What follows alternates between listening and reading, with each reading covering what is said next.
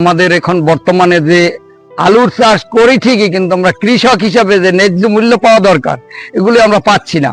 সেক্ষেত্রে আমাদের এই আলু সংরক্ষণের জন্য হিমাগার অথবা কোল্ড স্টোরের প্রয়োজন একান্ত, যাতে আমরা ন্যায্য মূল্য পাই।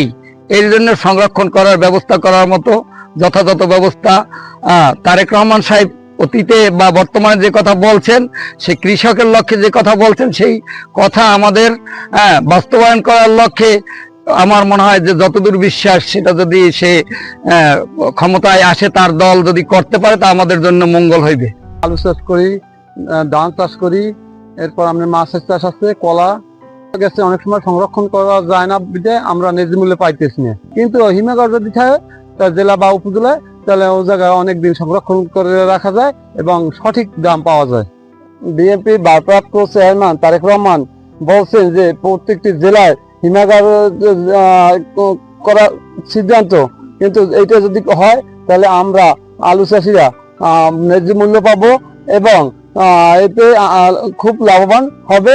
প্রত্যেকটি জেলা উপজেলায় হিমাগার দরকার, কেন তারেক রহমানের এটা ভালো একটা উদ্যোগ। কেন এটা যদি বাংলাদেশ সকল জায়গায় প্রচারিত হয়, তাহলে একটা উন্নতি দেশ বাঁচবে এবং বাংলাদেশের কৃষকও বাঁচবে। আমি কৃষক, আমি কৃষি কাজ করি দীর্ঘ 45 বছর ধরে। পেঁপে, কলা, ধান, মাছ,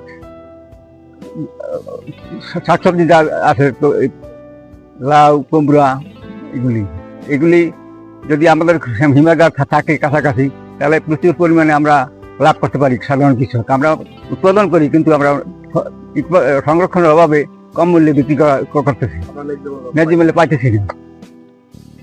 বিএনপি ভারপ্রাপ্ত চেয়ারম্যান সাহেব তারেক রহমান সাহেব যে সব কথা বলছেন, যে কৃষকদের যদি প্রতিটি থানায় উপজেলায় থাকে হিমাগার থাকে, তাহলে কৃষকরা ন্যায্য মূল্য পাবে এবং হিমাগার রেখে সুযোগ সুবিধা ভোগ করবে এবং উপযুক্ত মূল্য পাবে। শুনছি যে তারেক রহমান কৃষকের জন্য কৃষি কার্ড করবে, এটা আমাদের জন্য ভালো হবে ইনশাল্লাহ। তাই আমরা তারেক রহমানকেই ভোট দেব এবং সবাইকে আহ্বান জানাবো যে সবাই যেন ধানের শীষে ভোট দেয়। যেহেতু আমাদের উত্তরবঙ্গে অনুদান পাওয়া যায় না অনেকে, তাই পাইলে আমরাও বেশ কৃষকেরা মোটামুটি ইনশাল্লাহ উন্নয়ন করতে পারবো, আমাদেরও উন্নয়ন হবে। তাই আমরা সবাই চিন্তা করছি যে এবারে ধানের শীষে ভোট দেবো। আমরা প্রথম ভোটটায় ধানের শীষে দেবো। আমরা ক্ষমতা বিএনপিকে দেখতে চাই।